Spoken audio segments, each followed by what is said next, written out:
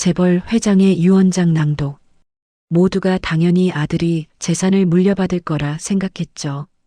하지만 그날 1,000억 원이 넘는 전 재산이 고등학생 손녀 단 한 명에게만 상속된다는 선언이 떨어집니다. 이 아이는 내가 지키지 못했던 딸의 아이이기 때문이다. 손녀는 그 순간 알게 됩니다. 자신이 12년간 가족이라 믿었던 사람들의 친자식이 아니라는 것을. 그리고 할아버지가 숨겨왔던 비밀 영상이 재생되면서 그동안 감춰졌던 진실들이 하나씩 드러나기 시작합니다. 3평짜리 다락방에서 혼자 밥을 먹던 아이, 가족여행에서 늘 남겨졌던 소녀, 명절날 투명인간처럼 취급받던 손녀. 그 모든 것이 왜였는지 이제 밝혀질 시간입니다. 여러분, 숨겨진 혈육, 1,000억 상속의 비밀. 지금 시작합니다. 대한민국 5대 재벌, 한국그룹을 일군 한태준 회장의 장례식은 3일장으로 치러졌습니다. 각계각층의 조문객들이 다녀갔고 언론은 앞다투어 그의 일대기를 다뤘죠. 한국 경제 발전의 산증인 한태준 회장 별세 맨손으로 재벌 1군 입지전적 인물 향년 78제, 간암 투병 끝에 눈 감아. 장례식장 특실에는 유가족들이 모여 있었습니다. 장남 한지훈 52세, 한국그룹 부회장이자 차기 회장으로 내정된 인물이었죠. 그의 아내 박선영 49세, 명문가 출신으로 사교계의 여왕이라 불리는 여인이었습니다. 그리고 한 소녀가 구석에 조용히 앉아 있었습니다. 한서연 17세, 고등학교 2학년. 서연은 검은색 상복을 입고 고개를 숙인 채 손을 꼭 쥐고 있었습니다. 조문객들이 그녀를 지나칠 때마다 그녀는 더 작아지려고 애썼죠.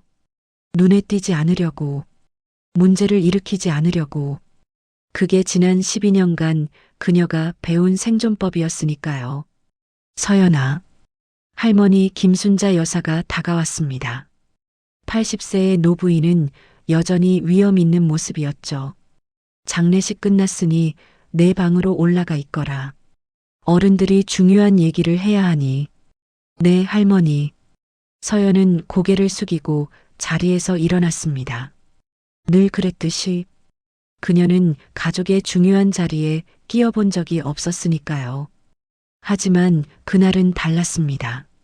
잠깐, 한태준 회장의 비서실장이었던 이진우 상무가 나타났습니다. 서연 양도 참석해야 합니다. 회장님의 유언 집행에 관한 사항이니까요. 박선영의 눈썹이 치켜 올라갔습니다. 서연이가 왜 유언 집행에? 아직 미성년자인데요. 회장님의 명시적인 지시사항입니다. 이 상무의 목소리는 단호했습니다. 한지훈이 불편한 표정을 지었지만 아무 말도 하지 않았습니다. 서연은 다시 자리에 앉았죠. 가슴이 두근거렸습니다. 무언가 잘못될 것만 같은 불안한 예감이 들었거든요. 장례식이 끝난 지 사흘 후 서울 강남구 한국그룹 본사 회장실에 유가족들이 모였습니다. 50층 회장실은 서울 시내가 한눈에 내려다 보이는 곳이었죠.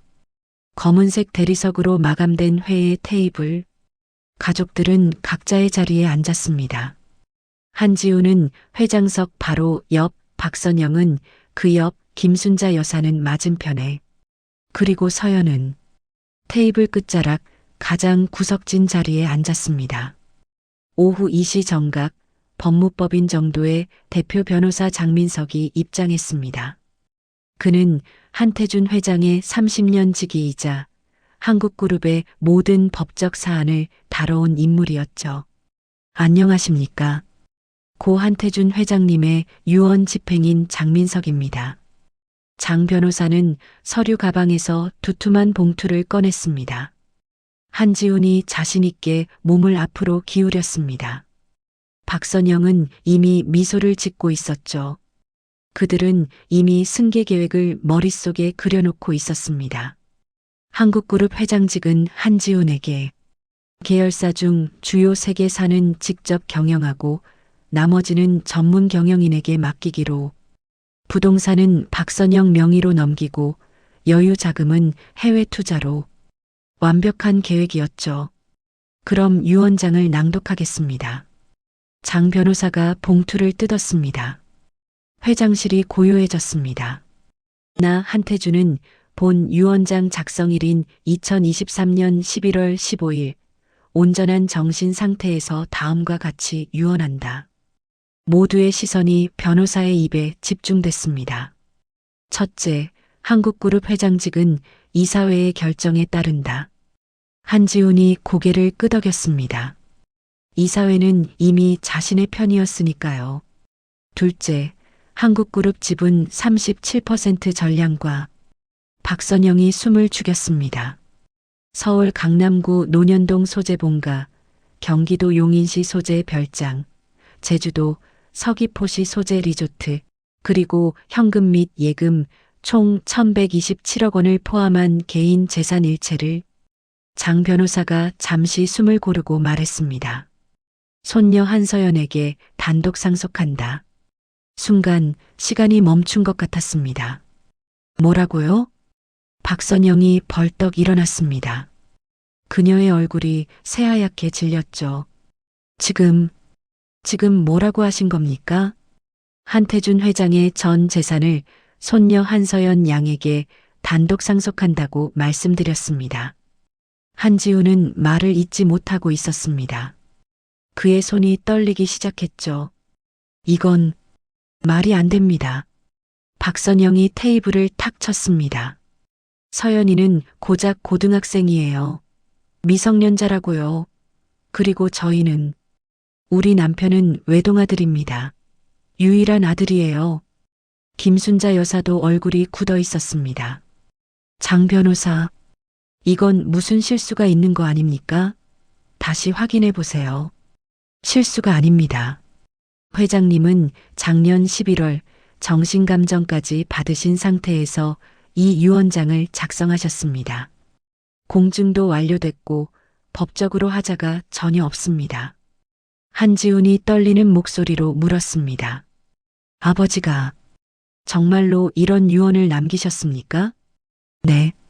그리고 장 변호사는 두 번째 봉투를 꺼냈습니다. 회장님께서 별도로 남기신 영상 메시지가 있습니다. 이 자리에 계신 모든 분들이 보셔야 합니다. 서연은 아무 말도 할 수 없었습니다. 1,000억 원이라는 숫자가 실감나지 않았죠.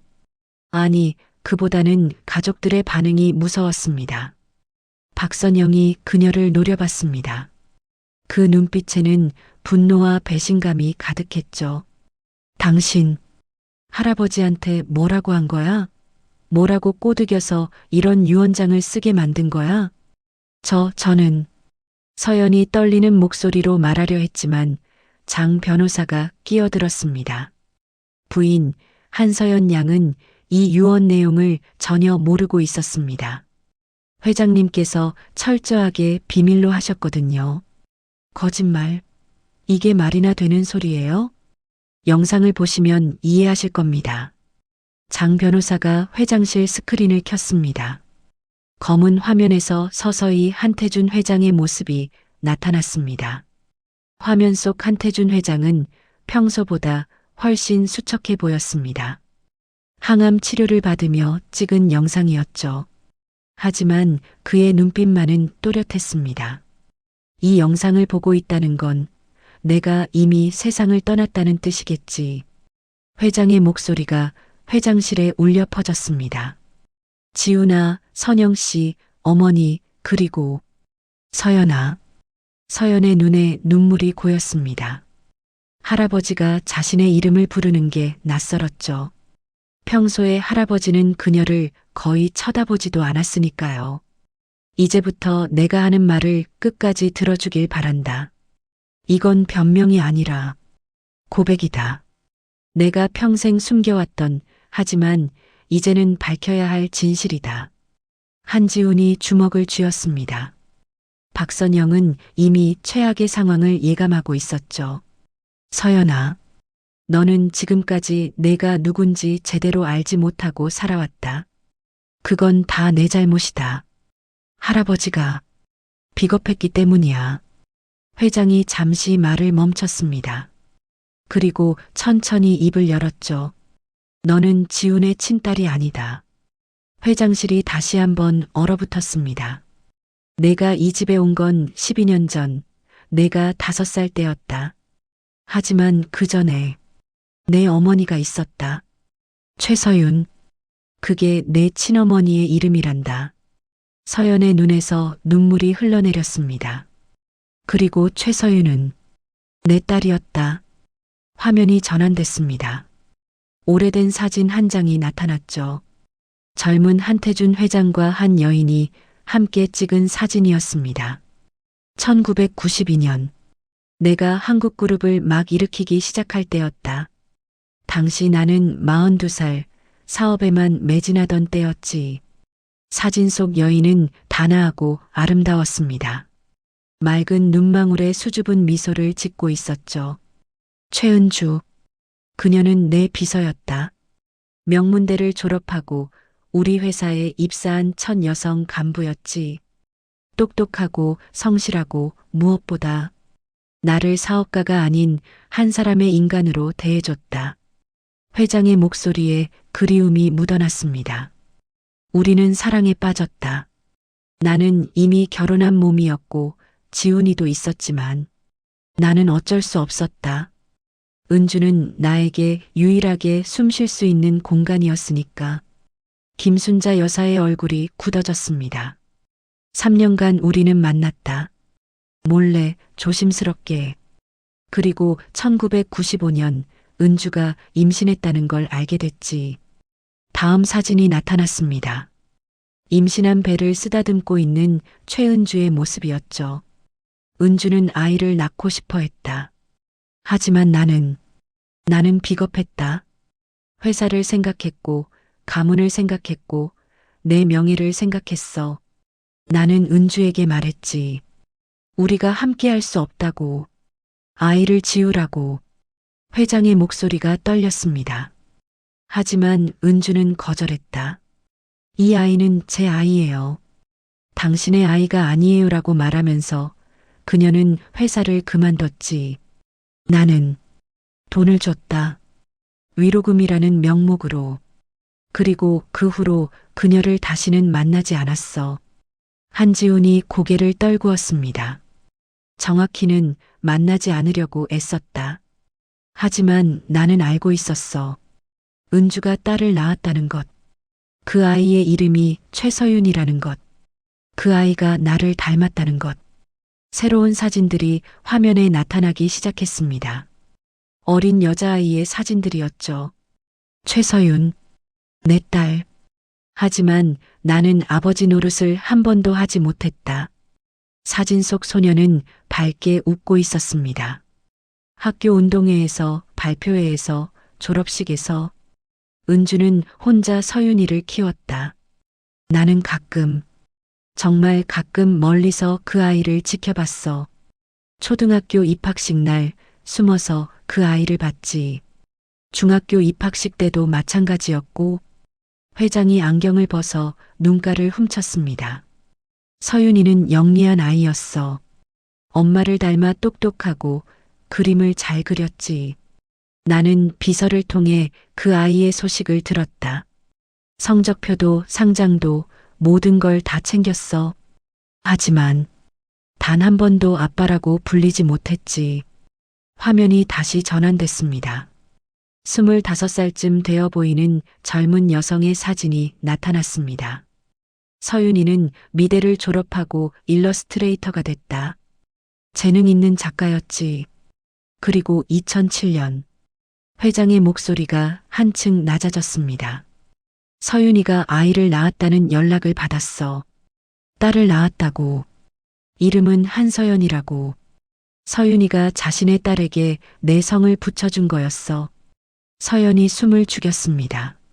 나는 병원에 가고 싶었어. 그 아이를 보고 싶었지. 하지만 또다시 비겁해졌다. 까지 못했어. 대신 비서에게 축하금을 전하라고만 했지. 화면에 또 다른 사진이 나타났습니다. 어린 서연의 사진이었죠. 아마도 3살쯤 되어 보였습니다. 서연이는 엄마를 많이 닮았더구나. 맑은 눈망울에 밝은 미소. 나는 비서를 통해 이따금 너의 사진을 받았어. 그게 내가 할 수 있는 전부였으니까. 회장이 깊게 한숨을 쉬었습니다. 그리고 2012년 11월 회장의 목소리가 갑자기 무겁게 가라앉았습니다. 서윤이가 교통사고로 세상을 떠났다. 서연이 작게 신음했습니다. 비 오는 날이었어. 서윤이는 서연이 유치원 하원길에 교통사고를 당했지. 가해 차량은 음주운전 차량이었고 서윤이는 그 자리에서. 회장은 말을 잇지 못했습니다. 나는 장례식장에 갔어. 처음으로. 서윤이 앞에 섰지. 하지만 너무 늦었더구나. 내 딸은 이미 차갑게 식어 있었고. 회장이 고개를 숙였습니다. 그 장례식장에서 나는 너를 처음 봤다, 서연아. 5살. 엄마 영정 사진 앞에서 울고 있는 너를. 누가 달래도 울음을 멈추지 않던 내가 아직도 눈에 선하구나. 화면에 어린 서연의 사진이 나타났습니다. 새까만 상복을 입고 눈이 퉁퉁 부어서 엄마 영정을 쳐다보고 있는 모습이었죠. 나는 은주에게 물었어. 서윤이 아버지가 누구냐고. 은주는 말했지. 없습니다. 혼자 키웠어요라고. 서윤이는 미혼모였어. 서연이 아버지가 누군지는 은주도 몰랐다고 했지. 회장이 카메라를 똑바로 바라봤습니다. 그때 나는 결심했다. 이 아이만큼은 지켜야겠다고. 내가 버린 딸의 딸, 내 손녀, 서연이를 절대 혼자 두지 않겠다고. 한지훈이 주먹을 쥐었습니다. 그는 이제 무슨 말이 나올지 알고 있었죠. 은주는 서연이를 보육원에 보내려고 했어. 혼자서는 5살 아이를 키울 수 없다고 했지. 나는 지훈에게 부탁했다. 화면이 한지훈을 비췄습니다. 지훈아, 너에게 서연이를 입양해달라고 했던 거 기억하지?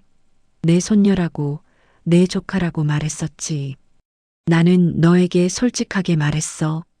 서연이가 내 혼의 딸의 딸이라는 것. 그리고 부탁했지. 가족으로 받아달라고. 회장의 목소리가 차갑게 식었습니다. 너는 동의했다, 지훈아. 입양 서류에 도장을 찍었지.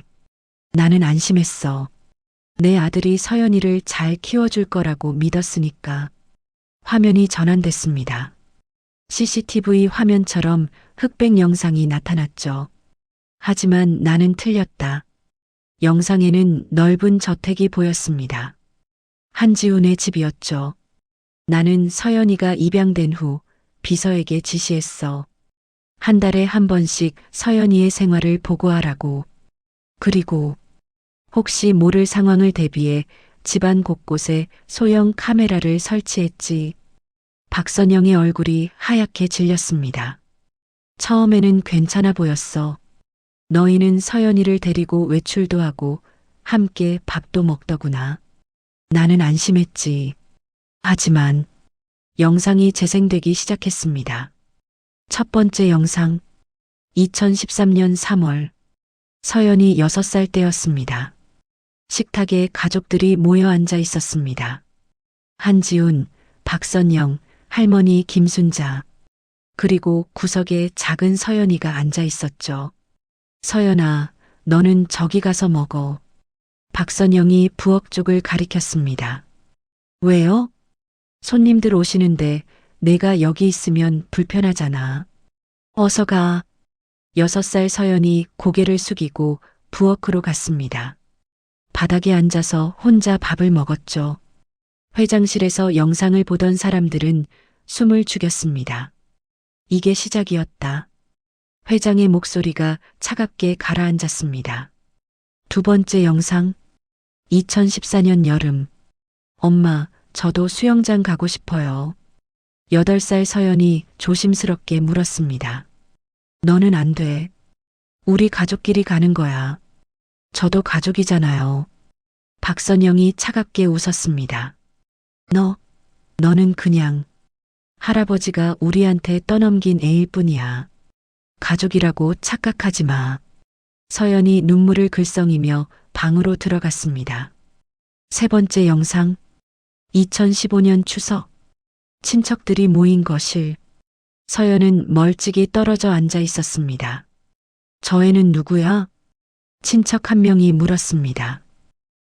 그냥 먼 친척 아이를 잠깐 맡고 있어요. 박선영이 대답했습니다. 불쌍하게. 부모가 없나 봐. 네, 그런 셈이죠. 서연은 고개를 더 숙였습니다. 네 번째 영상. 2016년 겨울. 한서연, 넌 왜 맨날 말썽이야? 박선영이 소리쳤습니다. 죄송해요. 죄송하긴. 내가 있으니까 우리 집안이 이 모양이지. 차라리 내가 없었으면. 10살 서연이 벽 모서리에 웅크리고 있었습니다. 다섯 번째 영상. 2018년 봄. 서연아, 학원은 다닐 필요 없어. 내 성적으로 무슨 좋은 대학을 가겠니? 하지만 저도 공부하고 싶어요. 공부는 무슨. 넌 그냥 고등학교만 졸업하면 돼. 그 후에는 알아서 살아야지. 12살 서연의 눈에서 눈물이 흘러내렸습니다. 영상이 멈췄습니다. 회장의 목소리가 다시 들려왔죠. 나는 이 모든 걸 보고 있었다. 한 달에 한 번씩 올라오는 보고서를 통해서. 하지만 나는 또다시 비겁했다. 개입하지 않았어. 회장이 고개를 떨구었습니다. 왜냐고? 회사가 바쁘다고, 가문의 화합이 중요하다고, 지훈이가 알아서 잘하겠거니 하고, 수많은 변명을 만들어냈지. 하지만 진짜 이유는 하나였어. 나는 두려웠어. 다시 한번 서윤이를 버렸던 것처럼 서연이도 버리게 될까봐. 새로운 영상이 재생됐습니다. 저택의 3층 다락방이었죠. 서연이는 이 집에서 가장 작은 방에서 살았다. 3평짜리 다락방. 창문도 작고, 여름엔 더웠고, 겨울엔 추웠지. 카메라가 방 안을 비췄습니다. 작은 침대 하나, 낡은 책상 하나. 그게 전부였습니다. 그 방에는 난방도 제대로 안 됐어. 한겨울에 서연이가 이불을 뒤집어 쓰고 떨고 있는 모습을 본 적도 있지. 화면 속 어린 서연이 이불 속에서 입김을 후후 불며 숙제를 하고 있었습니다. 서연아, 너는 이 사실을 몰랐을 거야. 내가 매달 너의 양육비로 500만 원씩 지훈에게 보냈다는 걸. 12년간 총 7억 2천만 원이었지. 한지훈의 얼굴이 창백해졌습니다. 그 돈으로 너는 좋은 옷을 입고 좋은 음식을 먹고 좋은 학원을 다녀야 했어. 하지만 화면에 서연의 옷장이 나타났습니다. 몇 벌 안 되는 낡은 옷들이 걸려 있었죠. 너의 옷은 대부분 중고였더구나. 학원은커녕 학교 준비물도 제때 사주지 않았고 수학여행비가 없어서 혼자 남았던 날도 있었지. 회장의 목소리가 떨렸습니다. 그 7억 2천만 원은 어디로 갔을까? 지훈아, 선영 씨, 대답해 보겠나? 다음 영상이 재생됐습니다. 2019년 서연이 12살 때였습니다. 학교에서 돌아온 서연이 조심스럽게 거실로 들어왔습니다. 다녀왔습니다. 아무도 대답하지 않았습니다. 한지훈은 신문을 보고 있었고 박선영은 TV를 보고 있었죠. 김순자 여사는 소파에서 낮잠을 자고 있었습니다. 서연은 천천히 계단을 올라갔습니다. 투명인간처럼. 이게 서연이의 일상이었다. 아침에 다녀오겠습니다 해도 대답이 없고 저녁에 다녀왔습니다 해도 대답이 없었지. 다음 영상. 생일날이었습니다. 오늘 제 생일이에요. 서연이 작게 말했습니다. 그래. 그럼 내가 알아서 뭐 사 먹든가. 박선영이 무심하게 대답했습니다. 서연은 용돈 5천 원을 들고 편의점에 갔습니다. 작은 컵케이크를 사서 혼자 다락방에서 초를 켰죠. 그리고 조용히 불을 끄며 소원을 빌었습니다. 서연이가 무슨 소원을 빌었는지 아나? 비서가 나중에 물어봤더니 이렇게 대답했다더구나. 사랑받고 싶어요라고.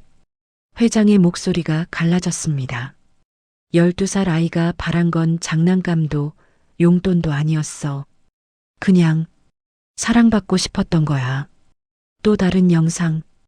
2020년 명절이었습니다. 친척들이 모여서 떡국을 먹고 있었습니다. 서연만 부엌 구석에 앉아 있었죠. 저 애는 왜 저기 있어? 아, 밥맛 떨어진다고 해서요. 혼자 먹게 했어요. 친척들이 수군거렸습니다. 불쌍하기는. 그래도 데려다 키워주는 것만 해도 감사해야지. 그러게요. 요즘 세상에 남의 자식 키우기 쉽지 않은데. 서연은 그 말을 다 들었습니다. 고개를 숙이고 혼자 떡국을 먹었죠. 서연아, 미안하다. 할아버지가 너무 미안하구나. 회장이 눈물을 닦았습니다. 나는 내가 명절 때마다 투명인간 취급받는 걸 알았어. 가족사진 찍을 때도 너만 빠지곤 했지. 가족여행에도 너는 한 번도 초대받지 못했고, 마지막 영상이 재생됐습니다. 2022년 여름이었습니다. 우리 제주도 가는 거 취소할까? 박선영이 물었습니다. 왜? 서연이 때문에. 데려가기도 그렇고. 아, 그 애는 냅두고 가면 되지. 15살을 혼자 놔두고요? 뭐 어때?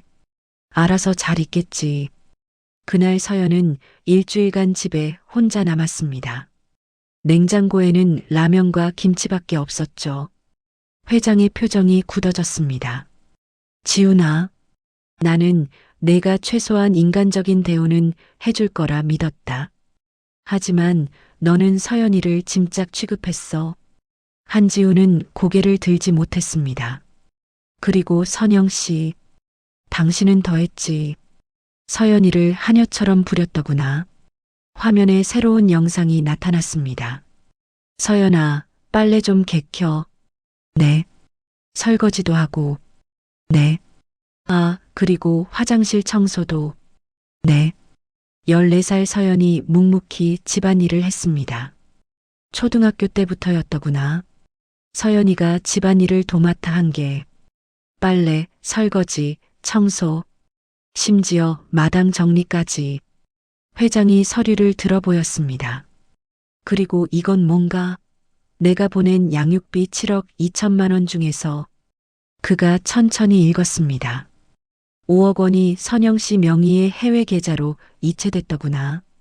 나머지 2억은 지운, 내가 주식 투자했었고. 박선영이 벌떡 일어났습니다. 그건 변명하지 마. 증거는 다 있어. 너희는 서연이의 양육비를 한 푼도 쓰지 않았어. 아니, 오히려 서연이를 공짜 가정부처럼 부렸지. 회장의 목소리가 차갑게 가라앉았습니다. 내가 이 사실을 알게 된 건 2년 전이었다. 처음에는 믿을 수 없었어. 내 아들이 그럴 리 없다고.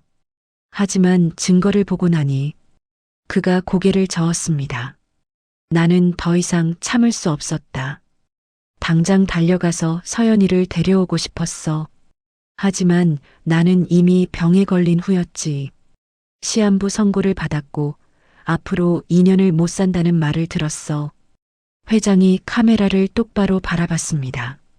그래서 나는 결정했다. 내가 할 수 있는 마지막 일을 서연이에게 진짜 자유를 주기로. 영상이 끝나자 회장실은 침묵에 휩싸였습니다. 아무도 입을 열지 못했죠. 한서연의 눈에서는 눈물이 계속 흘러내렸습니다. 그녀는 12년간 자신이 사랑받지 못한 이유가 자신의 잘못 때문이라고 생각했었습니다. 자신이 부족해서, 자신이 예쁘지 않아서, 자신이 착하지 않아서라고. 하지만 아니었습니다. 그들은 처음부터 그녀를 가족으로 여기지 않았던 겁니다. 장민석 변호사가 조용히 말했습니다. 회장님의 유언은 명확합니다. 한서연 양에게 전 재산을 상속한다. 그리고 한 가지 조건이 더 있습니다. 그가 서류를 펼쳤습니다. 한서연 양이 성년이 될 때까지 재산 관리는 법무법인 정도가 맞습니다. 그리고 한지훈 씨와 박선영 씨는 한서연 양의 법적 보호자 자격을 박탈당합니다. 뭐라고요? 박선영이 소리쳤습니다. 이미 법원의 승인을 받았습니다. 아동학대와 재산 횡령 혐의로 보호자 자격이 취소됐습니다. 한지훈이 떨리는 목소리로 물었습니다. 그럼 서연이는 어디로 가나? 회장님께서 이미 준비해 두셨습니다. 서울 강남구 소재 아파트 한 채를 서연 양 명의로 마련해 두셨고 생활비와 학비는 별도 계좌에서 지급됩니다. 장 변호사가 서연을 바라봤습니다. 한서연 양, 이제 선택하십시오. 이곳에 남을 건지 아니면 새로운 곳에서 시작할 건지. 서연은 눈물을 닦았습니다. 그리고 천천히 고개를 들었죠. 저는 그녀의 목소리는 떨렸지만 단호했습니다. 저는 이 집을 떠나겠습니다. 안 돼. 박선영이 벌떡 일어나 서연에게 다가갔습니다. 너 지금 뭐 하는 거야? 12년 동안 키워준 은혜를 생각해야지. 은혜요? 서연이 처음으로 박선영을 똑바로 바라봤습니다. 12년 동안 저는 3평짜리 다락방에서 살았어요. 한겨울에도 난방이 안 돼서 이불을 뒤집어 쓰고 떨었죠. 여름에는 너무 더워서 잠을 제대로 잘 수도 없었고요. 그래도 제 옷은 대부분 중고였어요. 학원은커녕 학교 준비물도 제때 못 샀죠. 수학여행비가 없어서 혼자 학교에 남았던 날도 있었어요. 서연의 목소리가 점점 커졌습니다. 생일날에도 명절날에도 저는 늘 혼자였어요. 가족 사진에도 끼지 못했고 가족 여행에도 한 번도 못 갔어요. 그게 은혜예요? 박선영이 말문이 막혔습니다. 할아버지가 보내신 양육비 7억 2천만 원. 그 돈은 다 어디 갔어요? 그건 생활비로. 거짓말하지 마세요. 장 변호사가 서류를 내밀었습니다. 이게 증거입니다. 5억 원은 박선영 씨 명의의 해외 계좌로 2억 원은 한지훈 씨의 주식 계좌로 이체됐습니다. 한서연 양을 위해 쓴 돈은 단 한 푼도 없습니다. 한지훈이 주먹을 쥐었습니다. 아버지가 이 모든 걸 알고 계셨다는 거냐? 물론입니다. 회장님은 2년 전부터 이 모든 증거를 수집하고 계셨습니다. 그리고 저에게 지시하셨죠. 만약 자신이 세상을 떠나면 이 모든 걸 공개하라고.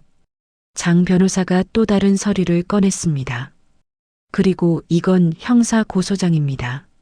아동학대, 재산횡령, 사기 혐의로 한지훈 씨와 박선영 씨를 고소합니다. 뭐라고? 박선영의 얼굴이 새하얗게 질렸습니다. 한서연 양이 성년이 되면 이 고소장은 정식으로 접수될 예정입니다. 물론 서연 양이 원하지 않는다면 취하할 수도 있습니다. 장 변호사가 서연을 바라봤습니다. 하지만 회장님은 서연 양이 스스로 결정하길 원하셨습니다. 용서할 건지 아니면 법적 책임을 물을 건지. 다음 날 아침 한국 사회는 발칵 뒤집혔습니다.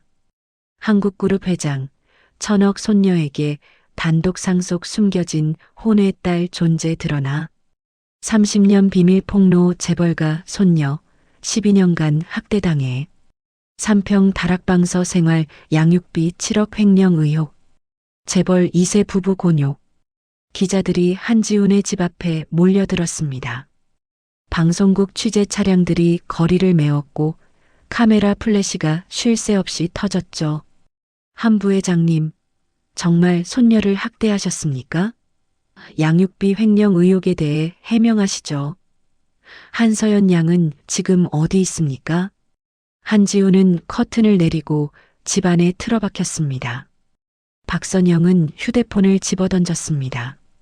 SNS는 이미 그들을 향한 비난으로 가득했죠.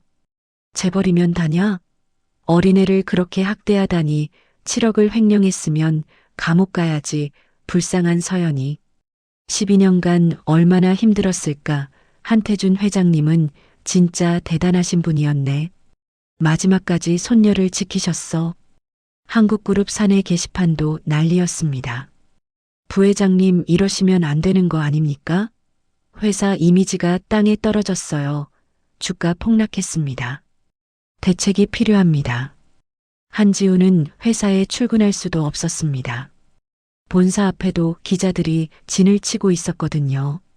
그날 오후 한국그룹 이사회가 긴급 소집됐습니다. 한 부회장, 이 사태를 어떻게 수습하실 겁니까? 일단 해명 기자회견을 열겠습니다. 해명이요? 영상 증거가 다 있는데 무슨 해명을 하시겠다는 겁니까? 그건 오해가 있습니다. 아버지께서 일부만 편집해서. 편집이요? CCTV 원본도 다 있다던데요. 이 사진들의 시선이 차갑게 식어갔습니다. 솔직히 말씀드리죠. 우리는 부회장님이 회장직을 승계하는 것을 반대합니다. 뭐라고요? 이런 도덕적 결함이 있는 분이 어떻게 한국그룹을 이끌 수 있겠습니까? 주주들도 동의하지 않을 겁니다. 한지훈의 세계가 무너지기 시작했습니다. 일주일 후 장민석 변호사가 공식 기자회견을 열었습니다. 저는 고 한태준 회장의 유언 집행인 장민석입니다. 오늘 이 자리는 한서연 양과 관련된 진실을 명확히 하기 위해 마련했습니다. 수백 명의 기자들이 회견장을 가득 메웠습니다. 먼저 한서연 양의 신분에 대해 말씀드리겠습니다. 서연 양은 고 한태준 회장의 친손녀가 맞습니다. 하지만 한지훈 씨의 친딸은 아닙니다. 플래시가 터졌습니다. 서연 양의 친어머니는 최서윤 씨, 1995년생으로 한태준 회장과 최은주 씨 사이에서 태어난 딸입니다. 최서윤 씨는 2012년 교통사고로 사망했고 당시 5살이었던 한서연 양은 보육원 신세를 질 처지였습니다. 기자들이 숨죽이고 들었습니다. 한태준 회장은 손녀를 지키기 위해 아들 한지훈 씨에게 입양을 부탁했습니다. 그리고 매달 500만 원, 총 7억 2천만 원의 양육비를 지급했습니다. 장 변호사가 서류를 들어보였습니다. 하지만 이 돈은 서연 양을 위해 단 한 푼도 쓰이지 않았습니다. 대신 5억 원은 박선영 씨의 해외 계좌로, 2억 원은 한지훈 씨의 주식 투자에 사용됐습니다. 이는 명백한 횡령입니다. 그럼 서연 양은 어떻게 생활했습니까? 한 기자가 질문했습니다. 서연 양은 장학금으로 학비를 충당했습니다. 옷은 대부분 중고였고 생일 선물도 받아본 적 없습니다. 3평짜리 다락방에서 생활했고 가족 행사에서는 늘 소외당했습니다. 학대의 증거가 있습니까? 있습니다. 한태준 회장께서 12년간 수집하신 영상 자료가 있습니다. CCTV 원본이며 법원에 증거로 제출될 예정입니다. 장 변호사가 심각한 표정으로 말했습니다. 한태준 회장은 생전에 이 모든 사실을 알고 계셨습니다. 하지만 바로 개입하지 않은 것을 평생의 후회로 여기셨습니다. 그래서 마지막으로 할 수 있는 일을 하신 겁니다. 손녀에게 진정한 자유를 주는 것. 서연 양은 현재 어디 있습니까? 안전한 곳에 있습니다. 서연 양은 심리 치료를 받고 있으며 학업을 계속할 예정입니다. 한지훈 씨 부부에 대한 법적 조치는 서연 양이 성년이 되면 형사 고소가 진행될 예정입니다. 아동학대, 재산횡령, 사기 혐의입니다.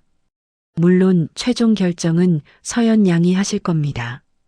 기자회견이 끝나자 여론은 더욱 들끓었습니다. 2개월 후 한지훈과 박선영은 법원에 맞고소를 제기했습니다. 한태준 회장의 유언은 무효입니다. 그는 말년에 정신이 온전하지 않았고 누군가의 영향을 받았을 가능성이 큽니다. 그들의 변호사는 유명한 송사 전문 로펌 소속이었죠. 그리고 한서연은 법적으로 한지훈 씨의 입양 딸입니다. 혈연 관계가 없다 해도 법적으로는 친자식입니다. 따라서 전 재산을 서연에게만 상속한 것은 부당합니다. 법정이 열렸습니다. 방청석은 기자들과 시민들로 가득 찼죠. 한쪽에는 한지훈과 박선영, 그들의 변호인단이 앉았습니다. 반대쪽에는 한서연과 장민석 변호사가 앉았죠. 서연은 검은색 정장을 입고 조용히 앉아 있었습니다. 그녀는 더 이상 12년 전에 겁먹은 아이가 아니었습니다. 원고 측 주장을 듣겠습니다. 판사가 말했습니다. 한지훈의 변호사가 일어섰습니다. 존경하는 재판장님, 이 사건은 한 노인이 말년에 내린 잘못된 판단의 결과입니다. 한태준 회장은 간암 말기로 강력한 진통제를 복용하고 있었고 이는 판단력에 영향을 미쳤을 것입니다. 반론 있습니까? 장민석 변호사가 일어섰습니다. 회장님은 유언장 작성 당시 정신과 전문의의 정신감정을 받으셨습니다. 결과는 판단 능력에 전혀 문제 없음이었습니다. 여기 진단서가 있습니다. 그가 서류를 제출했습니다. 그리고 회장님은 유언장을 3번이나 재작성하셨습니다. 2022년 6월, 2023년 3월, 그리고 최종적으로 2023년 11월, 모두 같은 내용이었습니다. 이것이 일시적인 판단 착오라고 보기 어렵습니다. 원고 측 변호사가 다시 반박했습니다. 하지만 전 재산을 미성년자 한 명에게만 상속한다는 건 비상식적입니다. 친아들이 있는데도 말입니다. 친아들이라고 하셨습니까? 장 변호사가 냉소를 띤 표정으로 물었습니다. 한지훈 씨는 12년간 무엇을 했습니까? 아버지의 손녀를, 자신의 조카를 어떻게 대했습니까? 판결이 끝난 후 장민석 변호사가 서연에게 작은 상자를 건넸습니다. 한태준 회장님이 남기신 마지막 선물입니다. 상자를 열자 낡은 일기장 3권이 들어 있었습니다. 이건 최서윤 씨의 일기장입니다. 회장님이 서윤 씨의 유품을 정리하다가 찾으신 거예요. 서연 양이 성년이 되면 전해달라고 하셨습니다. 서연은 떨리는 손으로 첫 번째 일기장을 펼쳤습니다. 1995년 8월 15일 임신 3개월. 배가 조금씩 나오기 시작했다. 그 사람은 아이를 지우라고 했다. 하지만 나는 지우고 싶지 않다. 이 아이는 내 아이다. 그 사람의 아이가 아니라 나의 아이다.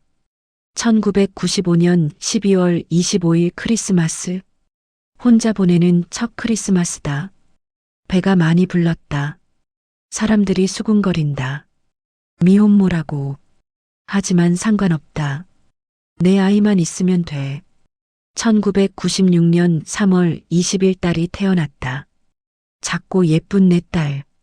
이름은 서윤이라고 지었다. 서쪽의 윤이라는 뜻. 언젠가 이 아이가 떠오르는 해가 되길 바라며 서연의 눈에서 눈물이 흘러내렸습니다. 1998년 5월 10일 서윤이가 처음으로 엄마라고 불렀다. 세상에서 가장 아름다운 말. 나는 이 아이에게 최고의 엄마가 되고 싶다. 2001년 3월 2일 서윤이가 유치원에 들어갔다.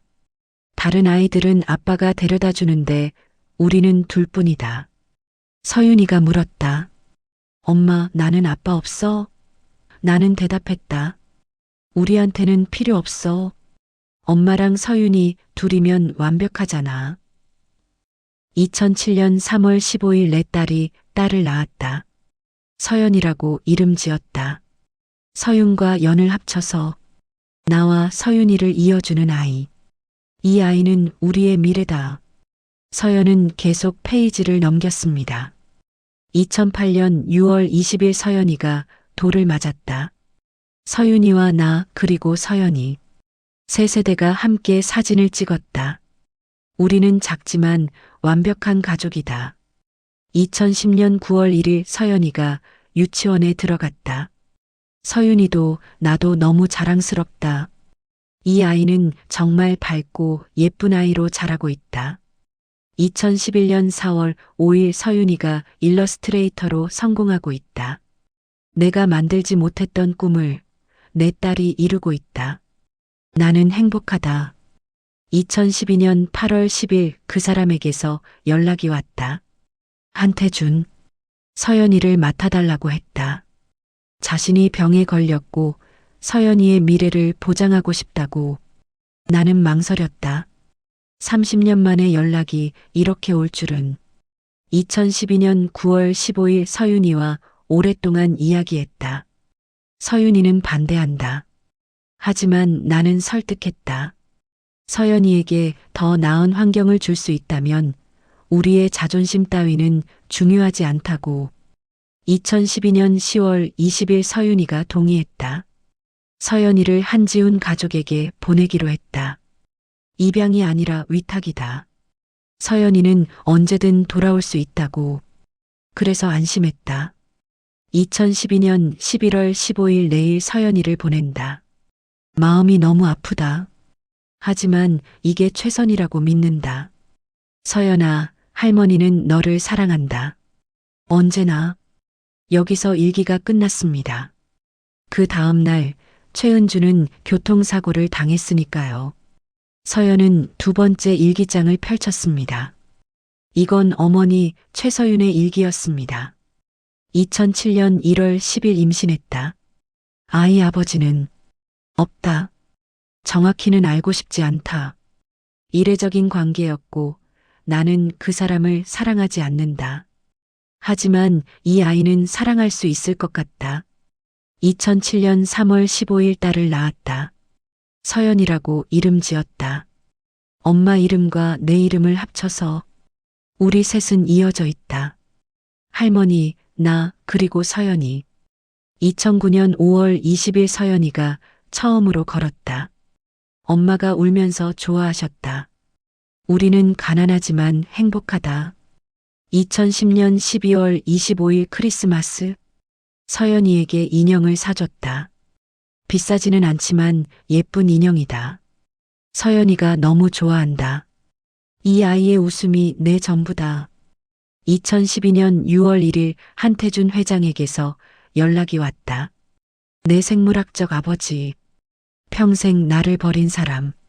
그런데 지금 와서 서연이를 맡아달라고? 화가 난다.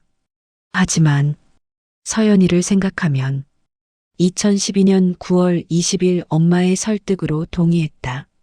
서연이를 한지훈 가족에게 보내기로. 하지만 마음이 찢어진다. 내가 서연이를 버리는 것 같다. 나도 내 아버지처럼 되는 건가? 2012년 10월 31일 서연이에게 말했다. 우리 잠깐 떨어져 있어야 해. 하지만 엄마는 너를 절대 잊지 않을 거야. 그리고 꼭 다시 데리러 올게. 서연이가 울었다. 나도 울었다. 2012년 11월 16일 오늘 서연이를 보냈다. 한지훈 씨 집으로. 서연이가 뒤를 계속 돌아봤다.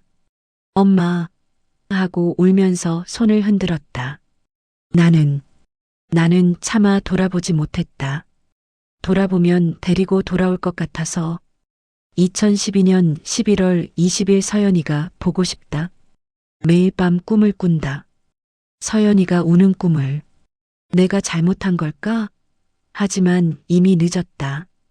입양 서류는 완료됐다. 2012년 12월 9일 내일 서연이를 보러 간다. 몰래. 유치원 하원 시간에 멀리서라도 보려고. 비가 온다는데 우산을 챙겨야지. 여기서 일기가 끝났습니다. 서연은 일기장을 가슴에 꼭 안았습니다. 장민석 변호사가 조용히 말했습니다. 서연 양, 한 가지 더 알려드릴 게 있습니다. 뭔가요? 최서윤 씨의 교통사고에 대해서입니다. 서연이 긴장했습니다. 사고 보고서를 다시 확인해 봤습니다. 가해 차량은 음주운전 차량이었지만 이상한 점이 있었어요. 어떤 점이요? 가해자가 사고 직후 도주했습니다. 그리고 3일 후에 자수했죠. 이상하게도 그는 충분한 변호사 선임비를 갖고 있었고 결국 집행유예로 풀려났습니다. 그게 무슨 의미죠? 한태준 회장님도 의심하셨습니다. 그래서 사설 탐정을 고용해 조사하셨어요. 장 변호사가 서류를 꺼냈습니다. 결과는 단순 사고였습니다. 가해자는 정말로 음주운전을 하던 평범한 사람이었어요. 다만 변호사비는 그의 가족이 대출을 받아 마련한 거였죠. 서연이 안도의 한숨을 쉬었습니다. 회장님은 그 결과를 듣고 오히려 더 슬퍼하셨다고 합니다. 누군가의 악의 때문이라면 오히려 복수라도 할 텐데 그냥 운명이라니라고 하시면서요. 장 변호사가 마지막 봉투를 꺼냈습니다. 그리고 이건 회장님이 교통사고 가해자에게 보낸 편지입니다. 서연 양이 읽어보시길 원하셨어요. 서연은 편지를 펼쳤습니다. 김상철 씨에게 나는 한태준입니다. 당신이 2012년 12월 10일 교통사고로 사망하게 한 최서윤의 아버지입니다. 당신은 3년형을 선고받았고 집행유예로 풀려났습니다. 법적으로는 이미 끝난 일이죠. 하지만 나는 묻고 싶습니다. 그날 밤 당신은 왜 술을 마셨습니까? 왜 운전대를 잡았습니까? 당신의 그 선택 때문에 내 딸은 죽었고 내 손녀는 어머니를 잃었습니다. 하지만 나는 당신을 용서합니다. 아니, 용서하려고 노력합니다. 왜냐하면 당신을 미워하는 것은 내 딸을 다시 살릴 수 없기 때문입니다. 그리고 나도 죄인이기 때문입니다. 나는 내 딸을 버렸습니다. 30년간 아버지 노릇을 하지 못했습니다. 만약 내가 진작 내 딸을 인정했다면 그 아이는 그날 그 길을 걷지 않았을지도 모릅니다. 당신의 잘못이지만 나의 잘못이기도 합니다. 부디 남은 인생 동안 술을 끊고 다시는 운전대를 잡지 마십시오. 그것이 내 딸에게 할 수 있는 최소한의 속죄입니다. 그리고 당신도 누군가의 아버지라면 당신의 아이를 사랑하십시오. 나처럼 후회하지 말고. 한태준. 서연은 눈물을 흘리며 편지를 내려놓았습니다. 할아버지는 정말 좋은 분이셨네요. 네. 비록 늦었지만 회장님은 마지막까지 최선을 다하셨습니다. 판결이 끝난 다음 주 서연은 마지막으로 그 집을 찾았습니다. 12년을 살았던 집. 하지만 한 번도 우리 집이라고 부르지 못했던 곳. 그녀는 3층 다락방으로 올라갔습니다. 작은 방은 여전히 그대로였죠. 낡은 침대, 낡은 책상. 다 챙겼어? 뒤에서 목소리가 들렸습니다. 한지훈이었죠. 네. 서연은 짐을 들었습니다. 큰 가방 하나가 전부였습니다. 12년을 살았는데 가진 게 이것뿐이었죠. 서연아. 한지훈이 조심스럽게 말했습니다. 미안하다. 정말 미안하다. 서연은 그를 돌아봤습니다. 무엇에 대해 미안하세요? 12년간 저를 투명인간처럼 대한 거? 제 양육비를 횡령한 거? 아니면 단 한 번도 제 편이 되어주지 않은 거? 한지훈은 대답하지 못했습니다. 알아요. 당신도 할아버지 때문에 어쩔 수 없었다는 거. 하지만 그게 변명이 될까요? 당신은 제 법적 보호자였어요. 저를 지켜야 할 사람이었죠. 서연이 가방을 들고 문을 향했습니다. 하지만 복수는 하지 않겠다고 했잖아요. 약속 지킬게요. 이제 우리는 남남이에요. 서연아, 혹시 한지훈이 떨리는 목소리로 물었습니다. 혹시 나를 아버지라고 생각해 본 적 있니? 서연은 잠시 멈췄습니다. 그리고 조용히 대답했죠. 없어요. 단 한 번도. 그녀는 계단을 내려갔습니다. 1층 거실에 박선영이 앉아 있었습니다. 가는구나. 네. 서연아, 나도. 미안해. 박선영의 목소리도 떨렸습니다. 난 그냥 내가 있으면 우리 가족이 무너질 것 같았어. 남편이 날 덜 사랑할 것 같았고 시어머니가 날 더 구박할 것 같았어. 그래서 저를 미워하셨죠. 제가 뭘 잘못했는지도 모르면서. 서연이 현관문을 열었습니다. 전 이제 최서윤의 딸이에요. 한태준 회장의 손녀고요. 더 이상 이 집과는 아무 관계가 없어요. 서연아, 마지막으로 한 가지만 물어도 될까? 뭔데요? 넌 우리를 미워하니? 서연은 잠시 생각했습니다. 미워하지도 용서하지도 않아요. 그냥 무관심해요. 12년간 당신들이 저에게 느꼈던 것처럼. 그녀는 문을 닫았습니다. 뒤돌아보지 않았습니다. 집 밖에는 장민석 변호사가 차를 대기시켜 놓고 있었습니다. 새 집으로 갈까요?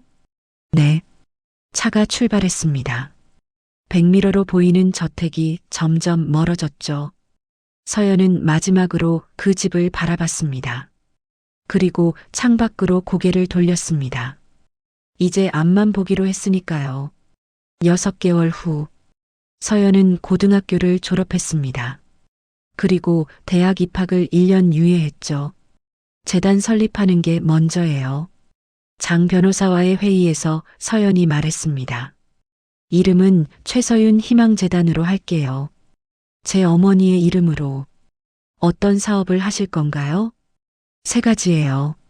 첫째, 보육원 출신 아이들 장학사업. 둘째, 한부모 가정자녀 지원. 셋째, 학대받는 아이들 보호. 서연이 서류를 펼쳤습니다.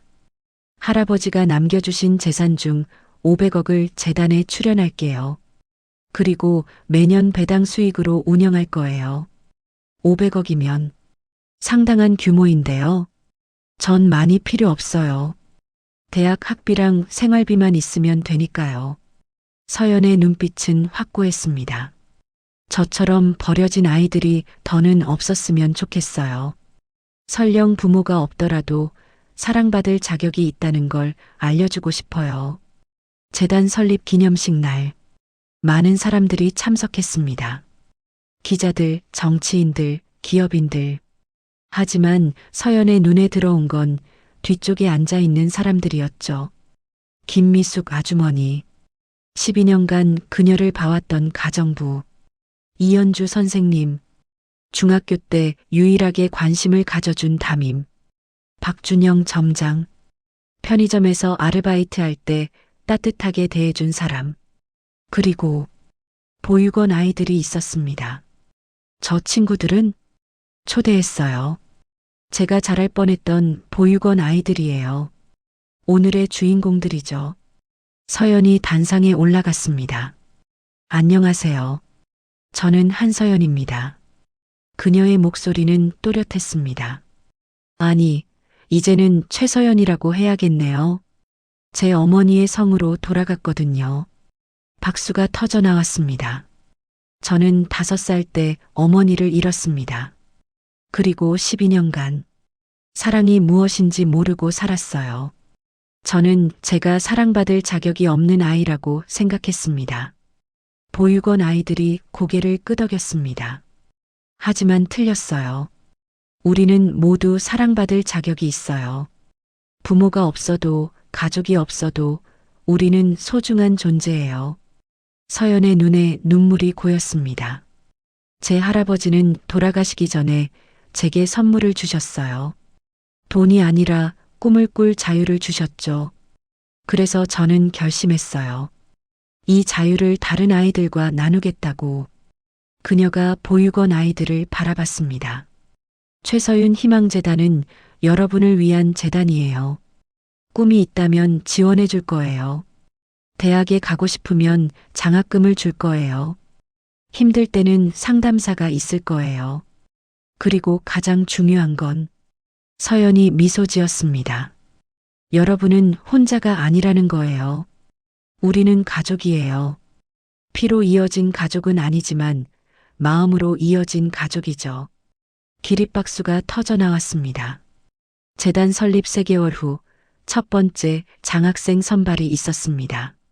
지원자가 500명이 넘네요. 직원이 보고했습니다. 그 중에 10명을 선발할 거예요. 서연이 서류를 하나하나 검토했습니다. 성적 순으로 뽑지 마세요. 그보다는 간절함을 보세요. 진짜 도움이 필요한 아이들을. 서류 중 하나가 서연의 눈에 들어왔습니다. 이름 김하늘 여 17세 상황 보육원 출신 고3 재학 중 희망 간호사가 되고 싶습니다. 저를 돌봐주신 보육원 선생님처럼 아픈 사람들을 돕고 싶어요. 이후 저는 태어나자마자 버려졌습니다. 하지만 보육원 선생님들이 저를 키워주셨어요. 이제 제가 다른 사람을 돕고 싶습니다. 이 친구 면접 보고 싶어요. 일주일 후 면접장. 김하늘이 들어왔습니다. 수줍은 미소를 띤 소녀였죠. 안녕하세요. 김하늘입니다. 앉으세요. 긴장하지 않아도 돼요. 서연이 따뜻하게 말했습니다. 하늘 씨, 왜 간호사가 되고 싶어요? 제가 어릴 때 많이 아팠어요. 천식이 심해서 응급실에 자주 갔죠. 그때마다 간호사 선생님들이 저를 돌봐주셨어요. 무서워하는 저를 안아주시고 괜찮다고 말해주셨죠. 하늘의 눈이 반짝였습니다. 그때 생각했어요. 저도 저런 사람이 되고 싶다고. 누군가에게 힘이 되어주는 사람. 부모님이 안 계신데 외롭지 않았어요? 외로웠어요. 특히 명절 때요. 다른 친구들은 가족이 데리러 왔는데 저는 늘 보육원에 남았거든요. 하늘이 웃었습니다. 하지만 슬픈 웃음이었죠. 그래도 괜찮았어요. 보육원에 저처럼 남은 친구들이 있었으니까요. 우리끼리 가족이 됐어요. 서연의 눈에 눈물이 고였습니다. 하늘 씨, 합격이에요. 정말요? 네. 대학 등록금 전액, 생활비 월 100만 원, 그리고 기숙사비까지 지원할게요.